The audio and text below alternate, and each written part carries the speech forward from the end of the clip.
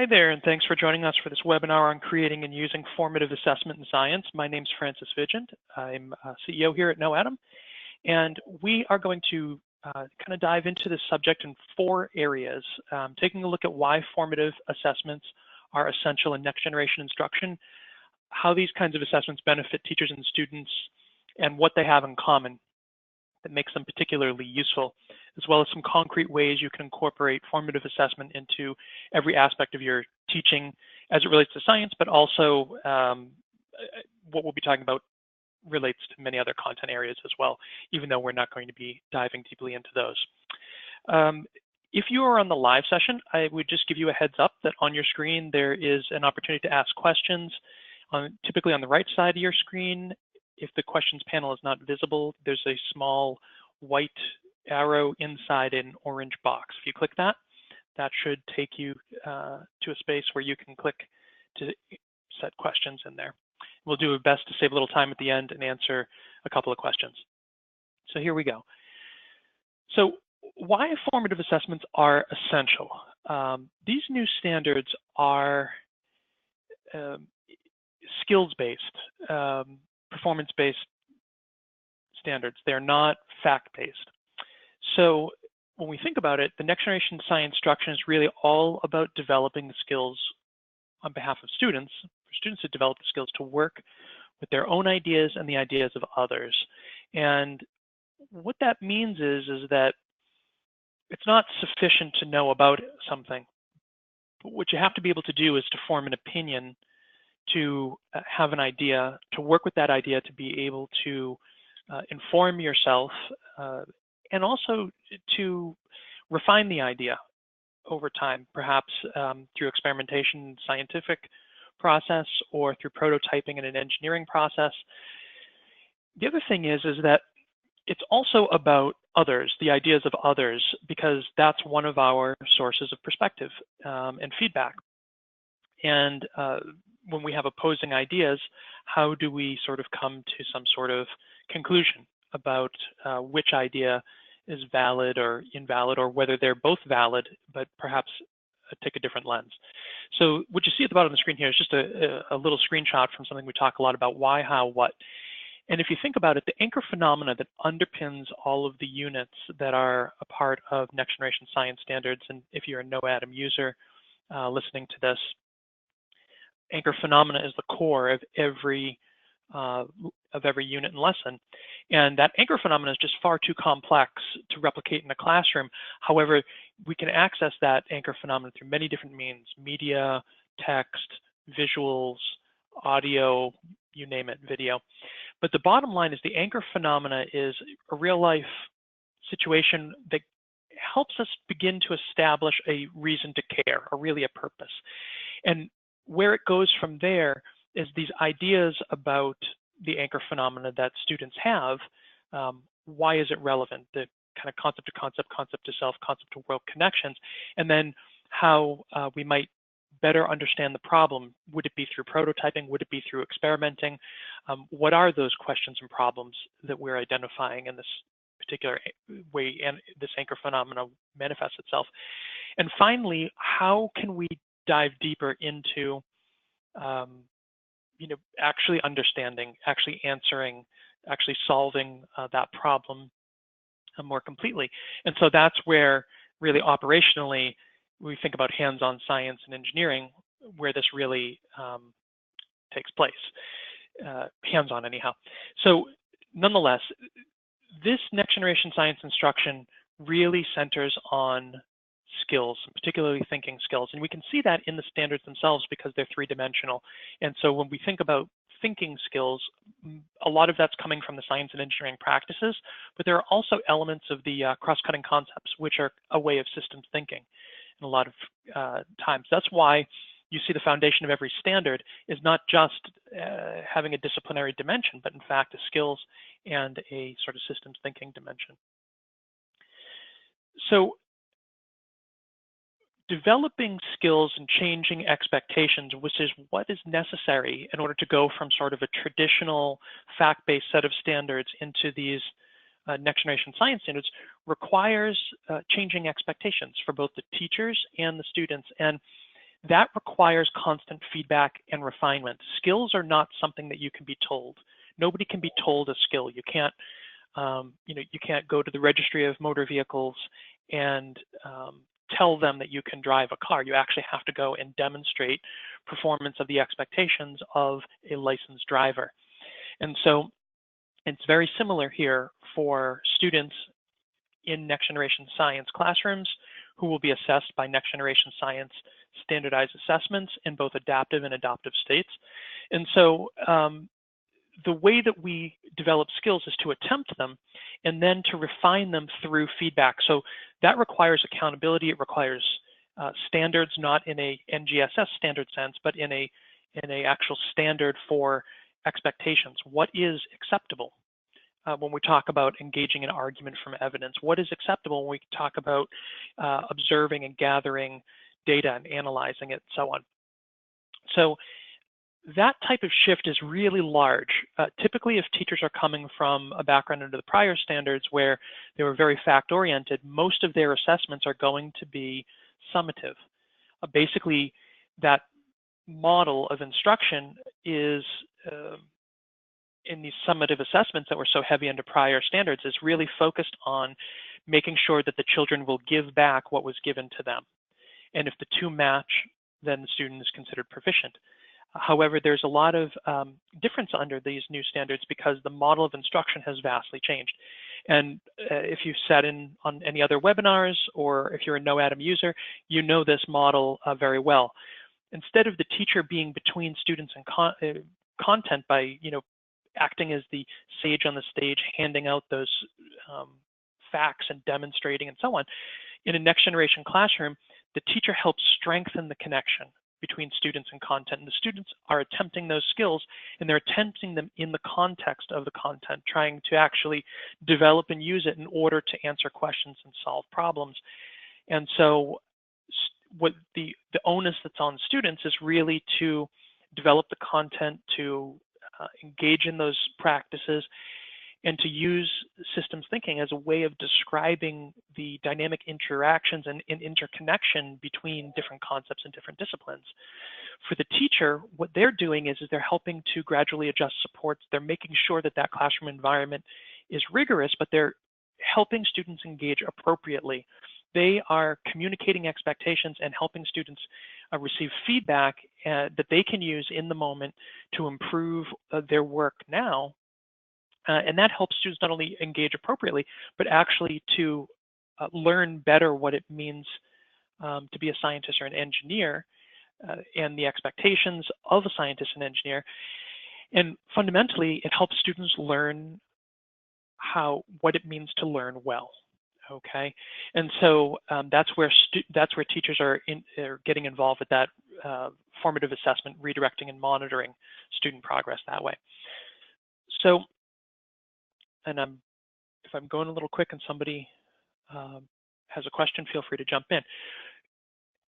How formative assessments benefit both teacher and student, and you can actually see that in this image here. A formative assessment is an opportunity for insight, useful insight on behalf of both parties. And so most often formative assessments look an awful lot like a conversation. It doesn't mean that it's always a verbal conversation, but what it means is it's bilateral, that both parties are offering ideas in a sense, and they're both listening, and they are both acting as a critical skeptic to the other. And so what happens is that you get this kind of a dialogue that goes on where the student better understands the teacher's expectations. And so if you think about this in the context of arguing from evidence, student presents their argument, which includes evidence, and the teacher acts as a interested skeptic, and then asks higher order questions around that. Like, for example, how is it that a difference of 5 milliliters supports the claim that there was a drought in Southern California during, May of 2015 or something like this. And so if the student goes, well, I don't know, then that tells you right there their depth of skill. if the student is then able to go further and say, well, actually, it's not just the fact that it's 5 milliliters, but it's 5 milliliters in the specific location at the specific time. And this is how we arrived at that particular data. We structured an experiment like this. The experiment compared the water in X number of locations and rainfall in X number of locations, and then as a result of that comparison, we realized that the range of observations was less than 1 milliliter, and when you looked at the average, that it came to this 5 milliliters, which was drastically below the average rainfall for the last 30 years in the same vicinity. So that's why we believe that this is significant support for our claim that this is a drought. And so the teacher may listen to that and say, okay, I appreciate what you've said, but what I'm really looking for is for you to incorporate what you've said into your argument, because right now you've given me a claim and evidence, but you haven't really made the argument the way that you did verbally to me right now. So in that moment, the student learns better what it means to form an evidence-based conclusion as part of that scientific process. On the teacher's behalf, they are learning better how that student has internalized their expectations. And so as a result of that, the teacher understands that either the pedagogical techniques that they are using in this classroom are effective or are not effective with this student. And if they see a pattern over the course of several students or student groups, that may signal a need to redirect or monitor, really reconsider the pedagogical approach. But nonetheless, formative assessment should benefit both teachers and students. And I feel like this visual is a really great visual for picturing that in the classroom. And this is 4th, 5th grade. So not something that has to only happen at some high school level or college level. Now, there's a big difference between summative and formative assessments. Traditional assessments are summative. And this is kind of the difference. I put a kind of a big sort of a contrast together here between these points. Summative assessments are high stakes. High stakes means it's something like a test, like a quiz. Formative assessments are low stakes. It's something that's quite literally a brief 1-minute conversation, possibly. Summative is infrequent. You don't have a test every day. You don't have a quiz every day. However, you can have a brief conversation in the moment several times in a class period. So they're frequent. Summative is judgment. It is judgment in the sense of a culminating test. It judges the student, whether it's a 1 through 4 or A, B, C, D type grade, whatever you're using in your community. Johnny or Sally went through this unit. Here's what they have learned. This is the vocabulary that they know, A+. Now, it might, in a sense, give insight into what the student takes away from that unit, but it's unilateral. It's the student performing something on a piece of paper, handing that to the teacher, who, runs it by the rubric, gives it a judgment. And other than the grade and sort of in hindsight, looking at maybe what was missed, it's really not actionable on the part of the teacher or the student. It's very static. And what I mean by actionable is that it's not something that a student can take right away, put into their work today, right now, in the moment, and as a result, produce better work and get a better grade sort of overall, and really reach a higher level of performance as a result of the feedback they received. So the kind of grade judgment that gets involved in sort of these summative assessments is not really formative feedback. If you take a really long-term view of things, then perhaps. If you take a very unrealistic view of how students incorporate summative feedback in their everyday learning, perhaps there's an argument to be made there. But formative assessments are these bite-sized insights that come through dialogue and really these sort of why, what, how, not so much what, but why and how type questions that require, and challenging of one another, questions that require creating, evaluating, and analyzing something about their own work or the work of others. And so in that way, it's bilateral, because as the teacher is challenging the student through these kind of higher order questions, or it could even be student to student in a Socratic dialogue, at a peer evaluation or something like this, that becomes bilateral, because what that means is that students are learning more about their skills, more about their opinions, more about their views, about the evidence and the argument they're making, by seeing it reflected in the questions and sort of rigorous discourse that's coming back at them. And particularly in the case of expectations, and these ideas, things get rounded out, they get refined. Questions and problems get refined, ideas and approaches get refined by the students. And the same thing is true of the teacher. As they're engaging with the students, they are better understanding how students are receiving their expectations. Are they even communicating the expectations? Are they clear? And in both cases, for the student and the teacher, whatever's taken away in that moment is actionable. If I approach the teacher and I share my idea and I explain my evidence and this and that, and they come back and they ask me some questions and I didn't think about that particular area, I can now go back, think more about it with my partner, and change what I've done, or incorporate that in the very next phase of what I'm doing.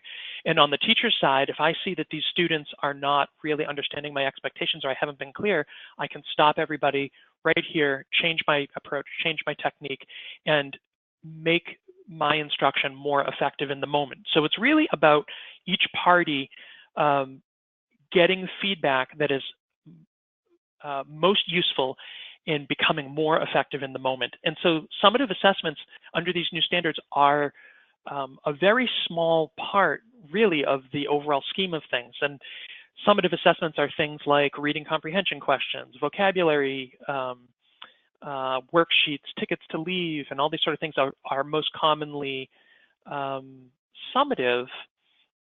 But more and more, and when you look at the next generation standardized assessments that are being rolled out nationwide in various states, DC's been operational now, I think, for 2 years. They are not looking for that sort of lower order recall. Those are not useful uses of time on learning. So when you think of a formative assessment, do not think of a turn and talk, the kind of what questions, getting facts and moving on, covering the standard type approach, because these things don't give teachers visibility on students' thinking and enough input on their own practices to be able to understand if they're really delivering effective instruction. So formative assessment, another way to think about the insight, is making student thinking visible to both the student and the teacher.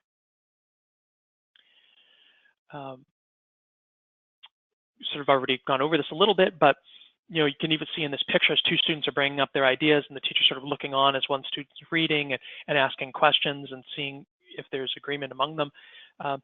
Really, it's formative if this bit of feedback you're giving me in this moment helps me to do this thing I'm trying to do now even better, to better understand your expectations and my process, and go forth from there. One of the unspoken benefits of this type of learning is that and assessment is that it helps create a culture where risk-taking and making mistakes is productive for reaching your ultimate goals as a student and also as a teacher. And so what we're talking about here is really a culture of thinking. And so formative assessment, this low-stakes feedback, opens everybody up to making mistakes, because the mistakes aren't personal. They're not something on which we're going to be judged in a very kind of deterministic way. And as a result, we can all take maybe greater risks or more calculated risks. And we can see those attempts as being something that helps bring us to a more refined outcome for both teachers and students. So one of the ways that you see this play out is that by thinking sort of differently, taking these kind of risks, is that mistakes are accepted, they're encouraged, and they're not, they shouldn't be considered a reason to become sort of socially anxious. Another thing is to separate the person from the person's ideas. That's one of the big issues that we see, especially as students, get more and more towards middle school. They get more into this, life's getting real all of a sudden sort of the message that adults send to them. And what happens is that the students, and even teachers, we see this with teachers, it's not just a student thing. If I'm not perfect, then I'm no good. These sort of fragile perfects that emerge from having to always be right. In order to break that cycle, we need to separate the individual from the individual's idea, and this culture of thinking and formative assessment really helps to do that.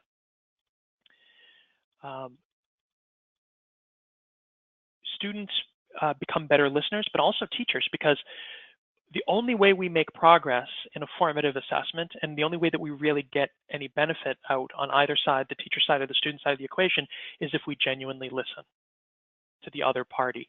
And listening is different than waiting your turn to speak.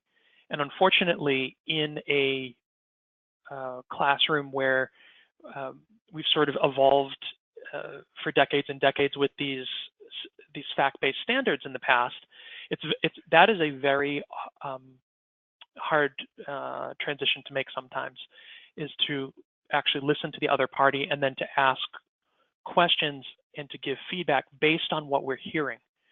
And really kind of digging for the root of meaning in a student's idea, and helping them to reflect and really think about and use what they mean and get that to be something that's reflected in writing or elsewhere, but without direct instruction, without telling them what to do or how to do it, or relying on too much identification or lower order kind of thinking. Last bit is identifying a mistake or experiencing an unexpected outcome as a result of a mistake is an opportunity to better understand how to perform well. So not going into something trying to have the perfect outcome, but instead looking at whatever the outcome is and seeing it as an opportunity either to understand how things work well, or to eliminate possibilities, or to learn from how different approaches can result in different outcomes, and so on. So mistakes are opportunities to better understand ourselves, our process, our thinking, the content, and that is what it means to be really operating at the full depth of the standard. That's why these skills are repeated. They are sort of grade level agnostic in the new standards, and why setting students up even at kindergarten with these expectations and understanding of formative assessment, what we're doing is really empowering those students. So these assessments give students evidence of how they are performing over time. So you get this sort of like a vertical look at things, or horizontal, kind of depends on what parallel we're drawing here. But the bottom line is that in the moment we get sort of a look at a student's skills, but as we string those moments together over the course of days and weeks and months, what we see is we see growth. We should see growth. If we see plateauing or dipping, then what we're seeing there is either a student who's not responding to feedback, or feedback which is not effective. And so there's right away an opportunity on one side of the equation or the other, or both, to improve. And I already mentioned empowering students to improve their own learning and to really own the issue. And somebody mentioned this recently about a lot of the things that have been going on, very unfortunate things that have been going on, these tragedies in schools, where now students in high schools, particularly in Florida and elsewhere, are coming together to really talk in a new way about school violence in particular. And the thing is that it's largely a student-led, student voice, and you hear these children on TV and in interviews, and they're incredibly articulate, and they are owning the issue, and they're working with the ideas around that issue, and they're trying to help propose solutions and give evidence for their proposals and so on. And that was, I mean, even 10 years ago, somebody mentioned this, 10 years ago, you would not have likely seen that sort of discourse happening in public. And really because the face of education is changing, and it's changing because of these types of assessments that help students get visibility and develop skills better, more quickly, and ultimately they're more productive. For teachers, we've already talked about this, getting frequent focused feedback, useful for improving instruction. And so what you learn in that interaction is key for understanding. It's a reflection of your own technique. As a teacher, or even as a principal, I would say, more as a principal too, that creating a culture among teachers where there's this formative assessment going on peer-to-peer among teachers and, between the administrators and teachers, if we can create a culture of thinking and risk-taking among teachers pedagogically, we give them the permission to take the risks, to release the responsibility, and to have 80% formative feedback and 20% or less of summative. That's where teachers move ahead in their practice, become more effective, and ultimately impact the lives of students on a much deeper level, and impact results. And that's what we see, here in the actual state level assessment data.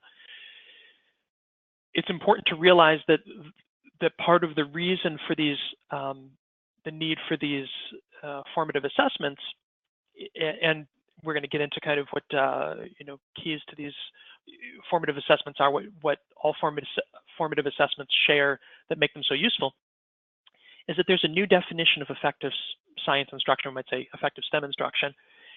And it comes from the National Research Council, who was part of developing these new standards, which states have either adapted or adopted in their entirety. And look at the bolded words.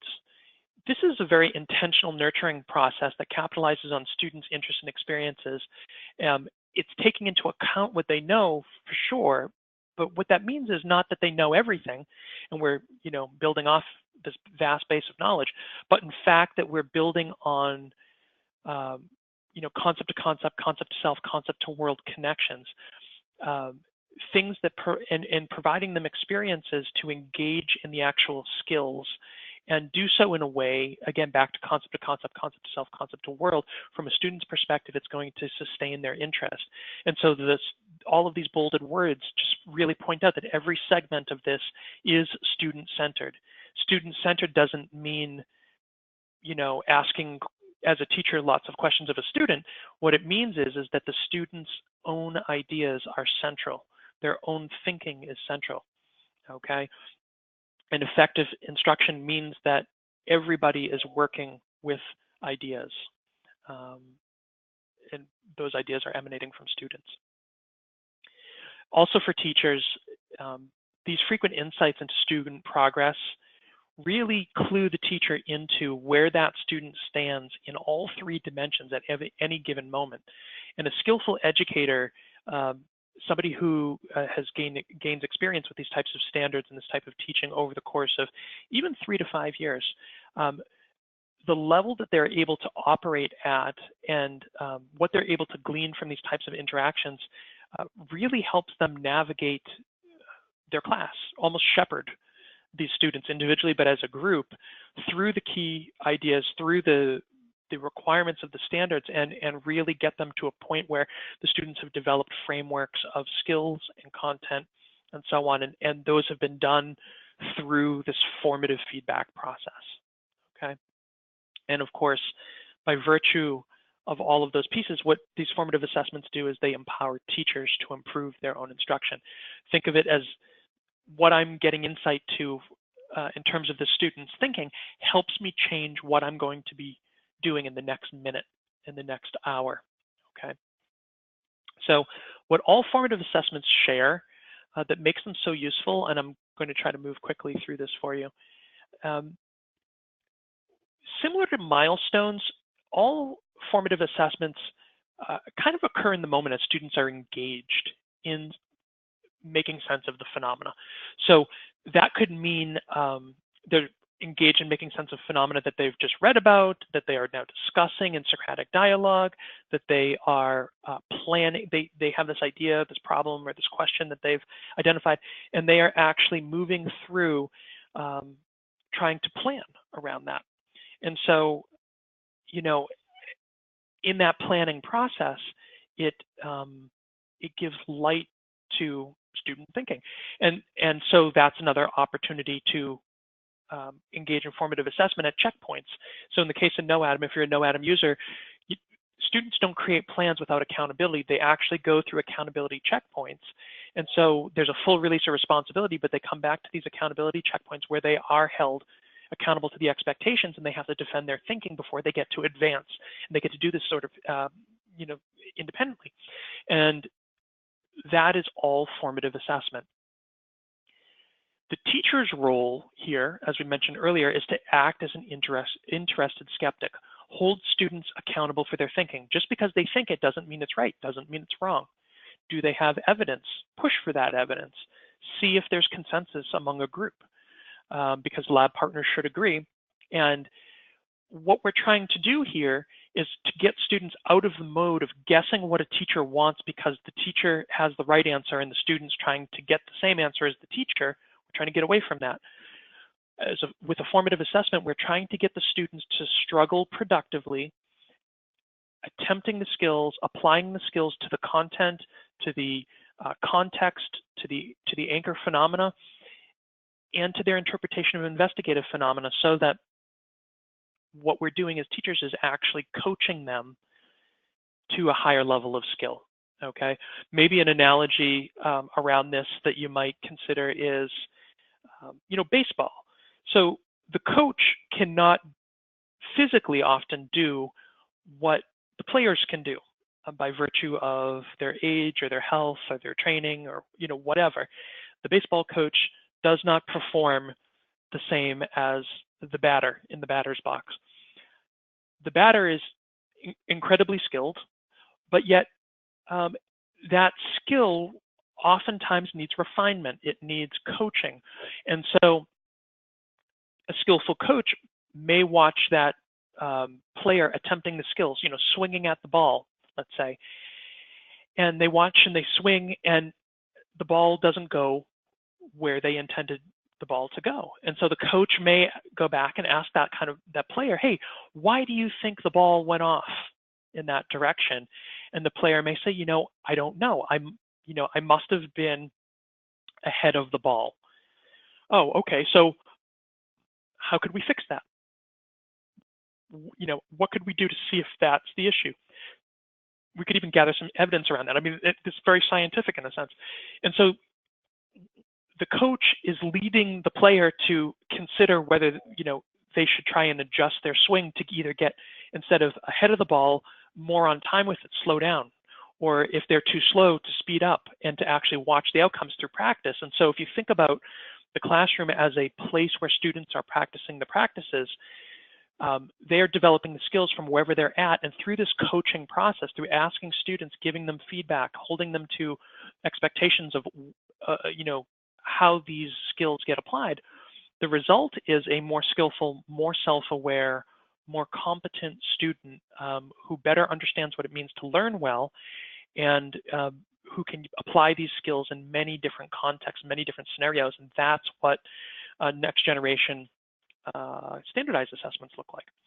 So some concrete ways that you can incorporate formative assessment into your all aspects of your teaching. One thing that I would recommend sort of, in the here and now, something that you can do is to look into this book, and I'll leave it up here for a second. This book is called Making Thinking Visible, How to Promote Engagement, Understanding, and Independence for All Learners. And it's by 3 authors, I believe from Harvard. Where you're going to find this helpful for formative assessment is how to engage students as a teacher in getting their ideas out in front of themselves and out in front of you and out in front of their peers. And this is one of the problems with something like a turn-in talk. Turn-in talks are not formative assessments. They also hide student thinking most often. They obscure it because students turn-in talk in a classroom. How many of those kids can you hear as a teacher? How much visibility do you get on their thinking as a result? And you can ask them to share out, but do you really have time for 30 students to share? And while that's happening, are all 29 others actually deeply listening?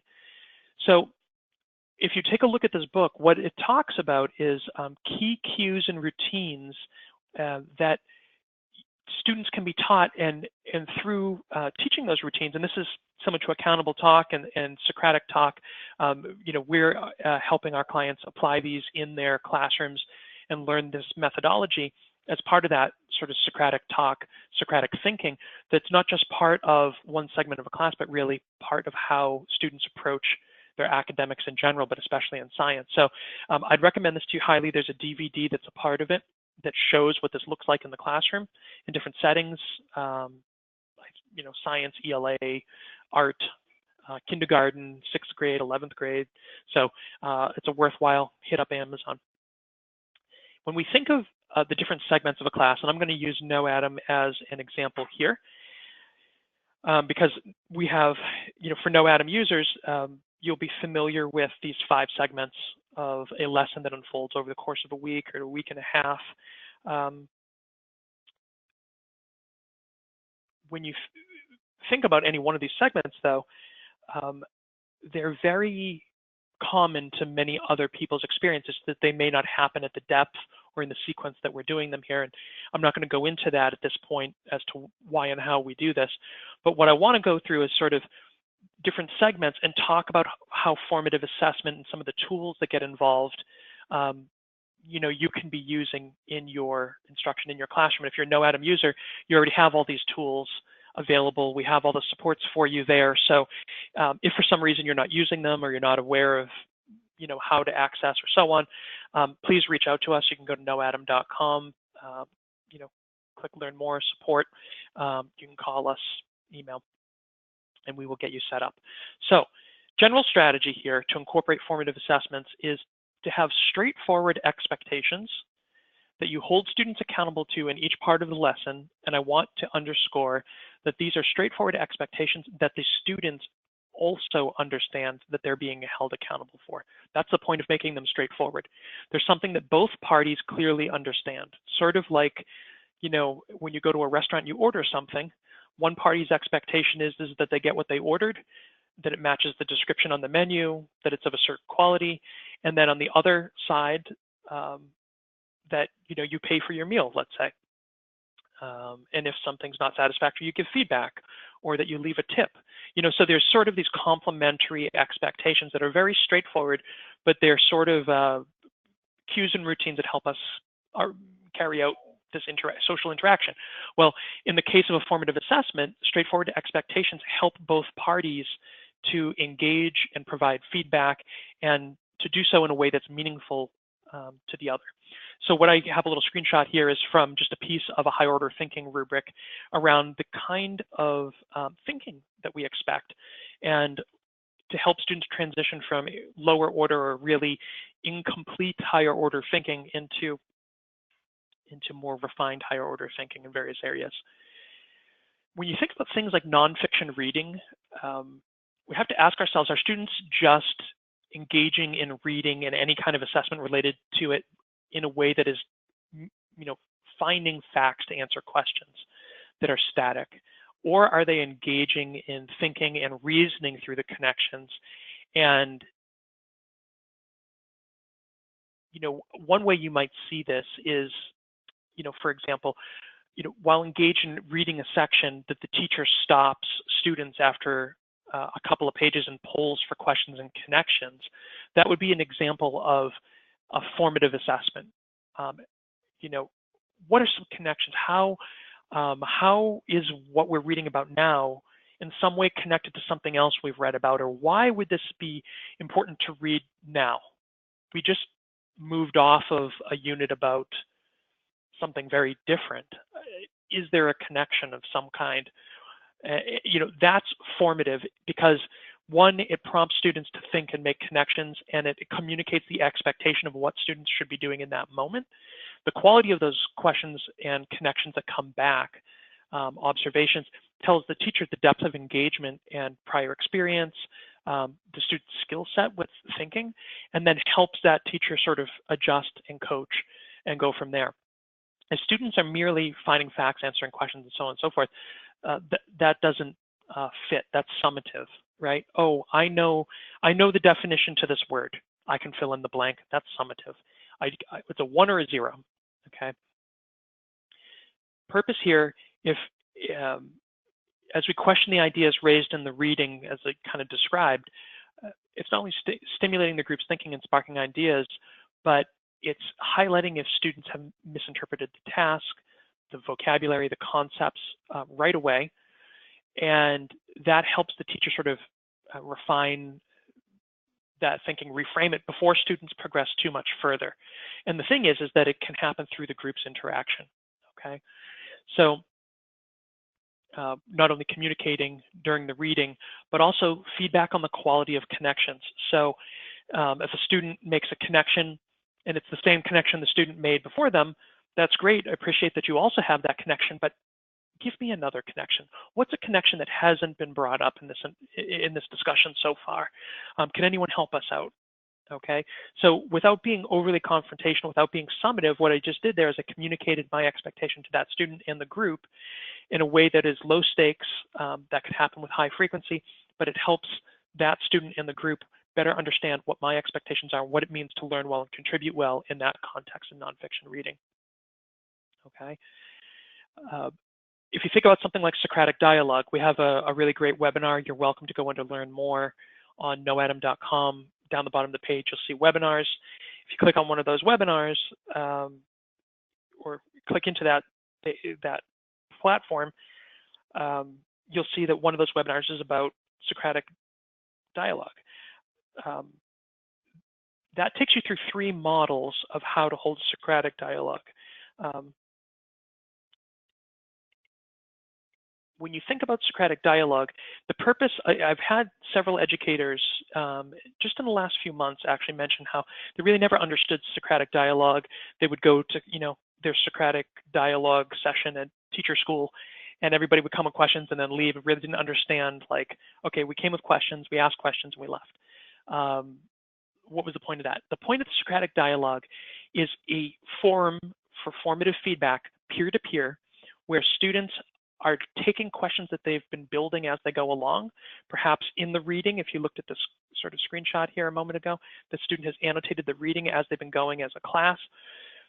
Bring those unanswered questions up, bring those theories up, bring those ideas, bring those connections, and get the group's input on it.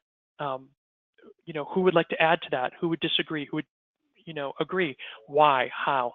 And that's that refinement process. And in that Socratic dialogue and how students conduct themselves, we use peer evaluations. And this is something that we have worked with one of our clients in Bayside, Wisconsin, to help kind of co-develop.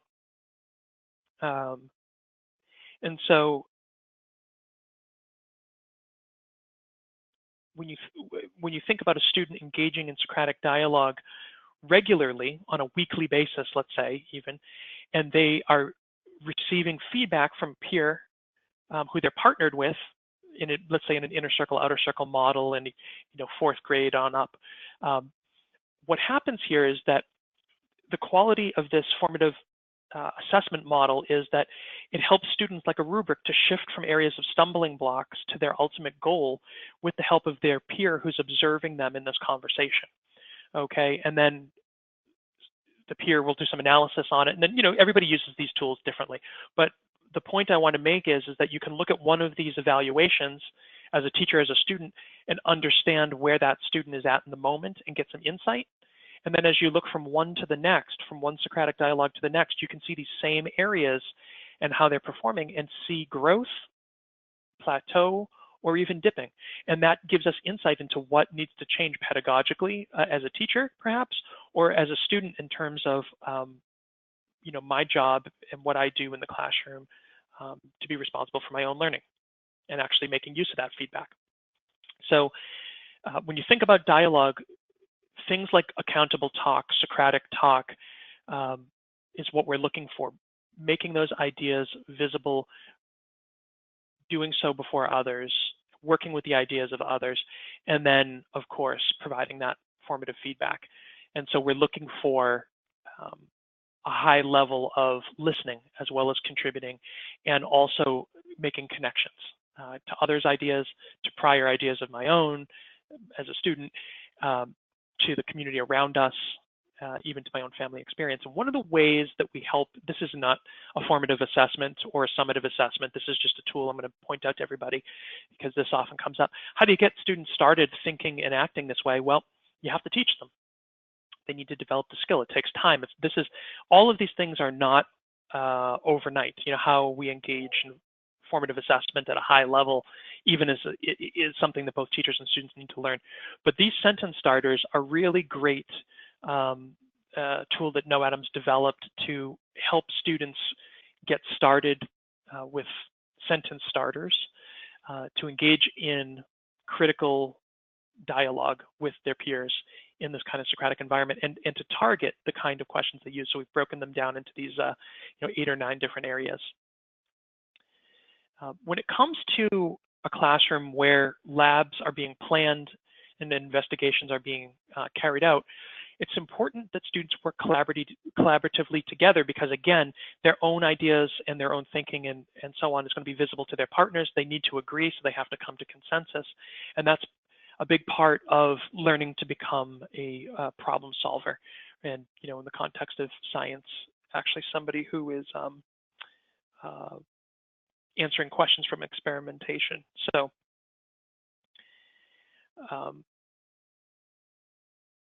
the reason I put this snippet of a rubric up here is that if students are regularly planning labs and investigations, what emerges from that is a series of common expectations around what a question is, or what research is, or what a hypothesis is, or what the summary of an experiment is. And so we have these rubrics that are a part of our curriculum. If you don't have that, that's fine. You know, you should create one. But the key is that each of these areas is something that can be assessed in the moment, and then we're going to assess it consistently over time so students understand our expectations. And also, this is a rubric, something that we can share with the students and even their parents, help them understand what we're looking for, okay? How to actually meet our expectations, because if nobody understands our expectations, if we hide them, then really nobody can meet them, right? They just have to, they'll be, guessing. It becomes a guessing game at that point. And here's another example, collaboration. Now, when we're providing formative feedback, whether it's written or oral or whatever, what's happening is we are pressing students to see more of their thinking. And I always use the word consensus. On an individual level, is there consensus with what the student is telling me from one moment to the next? Are they consistent with themselves if I go forward or backward in time? They'd say, oh, this and this and this. And I say, okay, well, if that's where you end up, why is that a logical place to end up if really the question we're trying to answer is this? And if a student can't essentially take me through the argument in a different way to that same conclusion, then that is important for students to get to that point. So my pushing them is key there. On the other side, if students in a team, if one student is, quote, the expert, then how do the other students ever get on a level playing field with them?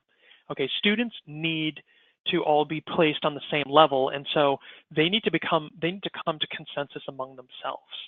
So if one student has one idea and the other student has a different idea, and they're both taking a different approach in that team, that's not consensus. That's not a lab partnership, and so they need to go back and figure that out.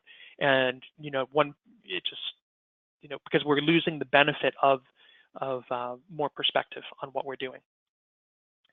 Wrapping up or transitioning from one lesson to another, one unit to another, those same Socratic techniques come into play, okay? What's key at the end of a lab or an experiment, an investigation, we think of it broadly as a lesson, or even at the end of a unit, is that we are taking our conclusions as students, and that we are looking at how it's possible that we, between our groups, may have taken different approaches, had different ideas, came to different conclusions about the same hypothesis, let's say. And what happens there is that students are really drilling into the quality of their own argument and the argument of somebody else. So when you think of working with an idea, a conclusion is an idea as well. The quality of that conclusion hinges on a number of factors which the students need to learn and will begin to point out to each other. And what that does is that allows us to take the investigative phenomena and bring that back to the anchor phenomena and really reflect on how, as a result of this particular investigation and what we've learned about this question or problem that our partnerships looked into, how does that better inform us and resolve the dissatisfaction with flooding downtown, or hurricanes like Superstorm Sandy, or Hurricane Katrina or Andrew, or one of these others.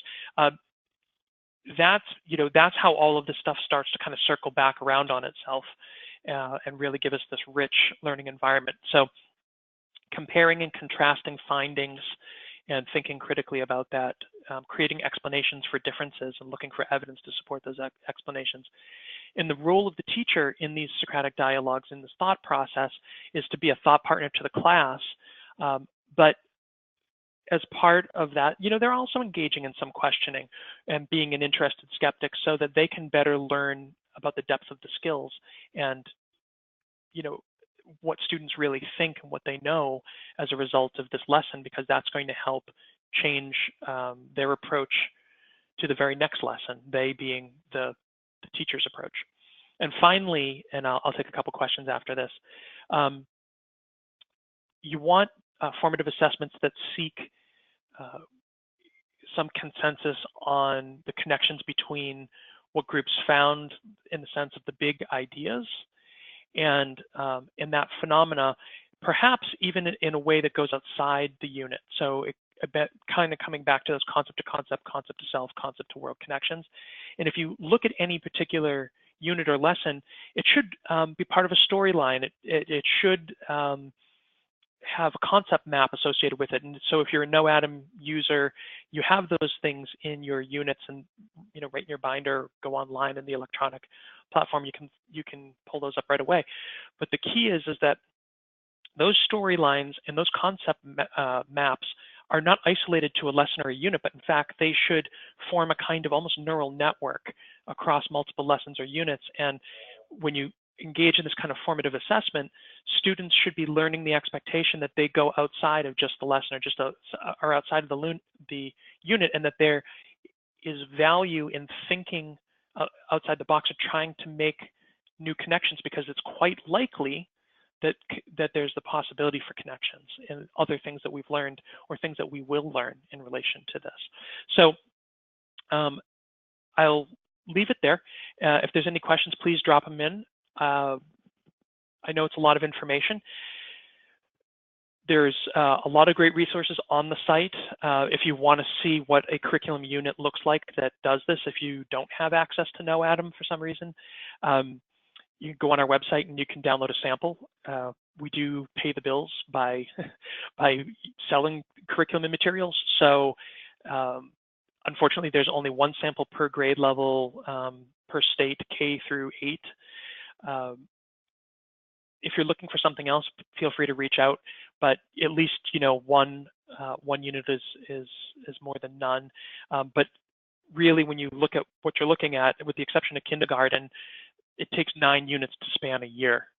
So it's very different than that old traditional 3-unit-a-year model, modules that can kind of go anywhere, kind of be learned by a 3rd grader or a 5th grader. It's not like that. It's grade specific, because the feedback that students are getting on an everyday basis through these formative experiences and engagements actually is lifting their skills and their knowledge to a level where something new can be done with that. And that's the purpose of being grade specific and intentionally nurturing both skills and concepts and disciplines. So you can check that out. As I mentioned earlier, there's a bunch of webinars, ebooks, and all of that is on our website under Learn More at the bottom of that screen. And those are free resources you can engage. If you're a KnowAtom user, they'll be super helpful. If you're not a KnowAtom user, you'll at least better understand the standards and the shifts that are happening through what's there. And then, of course, stay connected on Facebook or Twitter, facebook.com/KnowAtom, and on Twitter @KnowAtom is our handle. If you do have a question that I don't get to, feel free to reach out. My email address is here, fvigent, FVIGEANT @KnowAtom.com, or you're welcome to reach out to our team at 617-475-3475, extension 2018. So a couple questions that have come up. I think we have time for probably two here. Let's see. Okay, so one question deals with special education. And so how does formative assessment look in a special education classroom? So this one has a simple answer. Formative assessment looks like it would look in any other classroom. And I'm going to sort of address special education where we're talking about things like language-based learning disabilities, ADD, ADHD, all these sort of things that are very common to find even in a mainstream classroom, not something that's substantially separate for developmental disabilities cognitively. So it looks like it would look in any other classroom. The difference for a special education student when it comes to formative assessment is that all you're doing is you're looking at that student's IEP, and you are going, or however your community is doing it, because students in science are not always identified for accommodations on their IEPs, and that's a big problem. But basically, if your formative assessment involves something like a peer review form, right? Perhaps making that available electronically so that they can, do it on an iPad instead of on paper because they have a fine motor skill issue, or maybe they need it read aloud. So, like again, having it electronically allows some Kurzweil software to kind of read it to them if they highlight it. And that's what we're talking about here. Or allowing a student to go through something orally instead of in writing because of that language-based learning disability. So just because a student has a special education need doesn't mean that they should experience less rigor, less challenge, and lower expectations when it comes to actually thinking, because these students are perfectly capable of thinking and acting independently and so on and so forth. They just happen to have one area or, some comorbid cocktail of areas where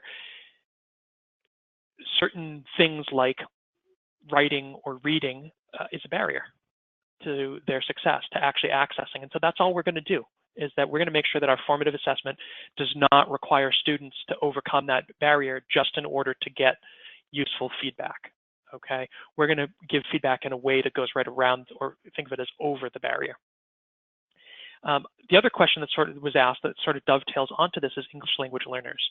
So what do you do about English language learners in this sort of situation? And I would say that it's very similar to the special education student example I just gave. Just because somebody speaks another language as their first language does not mean that they're incapable of thinking. It doesn't mean that they can't engage in a challenge or rigorous activity. What it does mean is that depending on your state, you may need some translation, if that's allowed.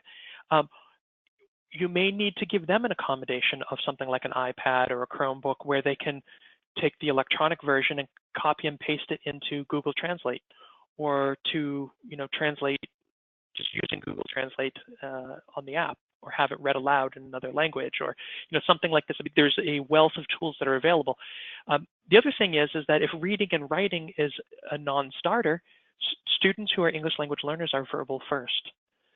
So engage in everything verbally if you have to. Use the text features, use the visuals. What do you see? What do you think? Why do you think that's what you're seeing? Okay, very simple verbal routines that can really bring that student's thinking to life. And I've seen it over and over again. I saw it again recently. You know, in KnowAtom classrooms, you can go in and you can see students who are English language learners with a heavy accent explaining things with words that are not commonly seen in 6th and 7th grade classrooms at a 1st grade classroom. Sorry, you can see words in a 1st grade classroom that are not commonly seen in the 6th or 7th grade classroom among English language learners, you know, at a 1st grade level, in a 6th and 7th grade classroom of all native English speakers.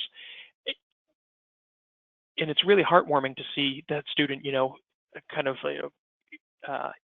coming up with terms like ineffective, effective, prototype, engineering design process, explaining how their prototype works, why they think it's going to be ineffective, and so on.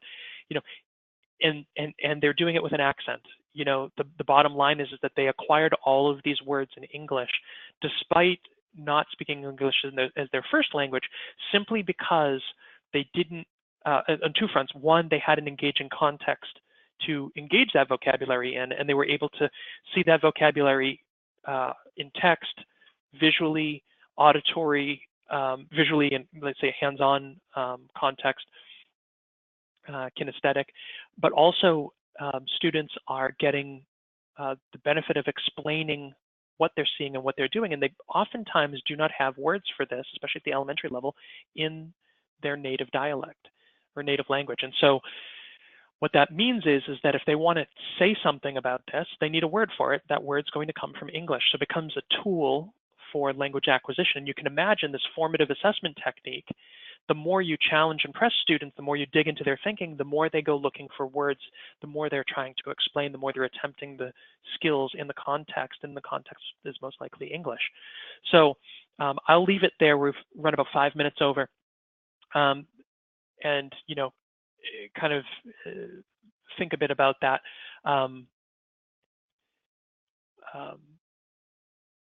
There's one question that I see here that somebody has asked regarding, and I'll take this as I usually take 3 questions. Just want to make sure I get the essence of this.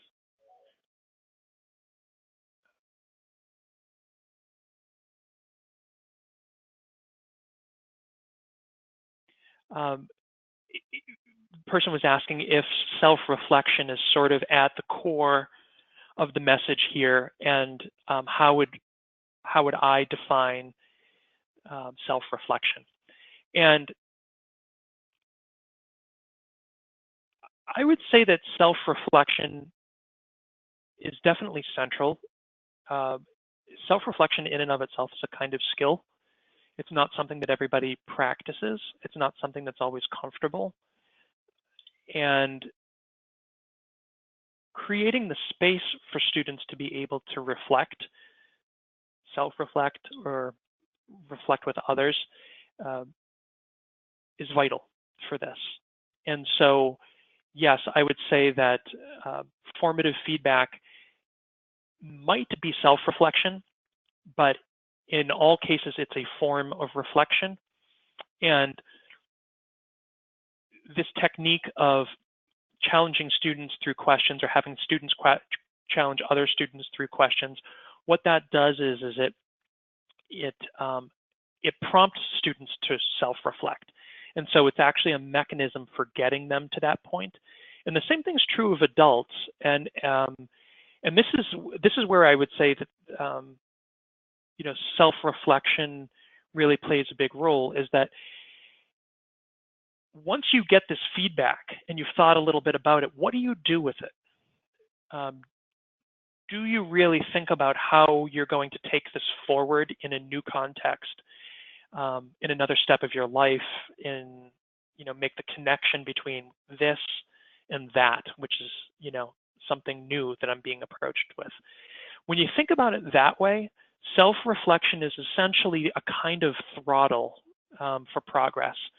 For the students, if they are deeply engaged in self-reflection, then they're going to be able to take what they've learned and use that throttle of self-reflection and move very quickly forward. And things are going to be relatively easy in terms of synthesizing and assimilating content and skills and so on. I worry about using the word content because people get a very specific idea of what that means. But on the teacher's side, this is also true. Teachers who do not self-reflect, teachers who are not reflective on their practice and on the practice of others, their peers, they are at a loss. And again, it's a kind of throttle for innovation and change in their own practice, in their own thinking, in their own content knowledge, and their own skills. Because it's very hard to teach somebody to think, to argue from evidence if you yourself as an adult can't argue from evidence, and you disengage, or you're not willing to challenge somebody yourself even. So self-reflection is vital. It's at the core of this for everybody, and I would think of it as this tool that it accelerates and lack thereof decelerates the process for both parties. How would I define self-reflection? It seems like one of those deep questions. What is self-reflection? I think that self-reflection is something on the order of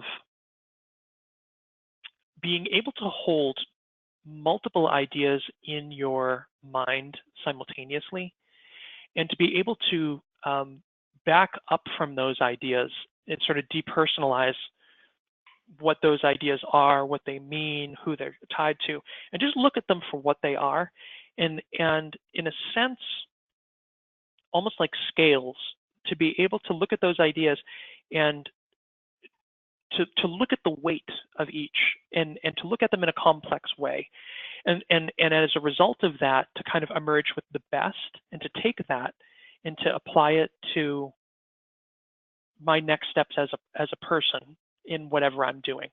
And so I guess that's a very long definition, but I think the importance and the reason I say it this way is that self-reflection hinges on honesty.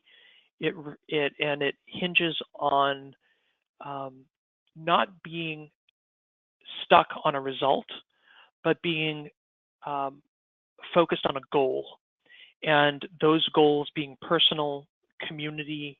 We could look at these on all different levels, but that's what I would do. That's how I would, I guess, define it.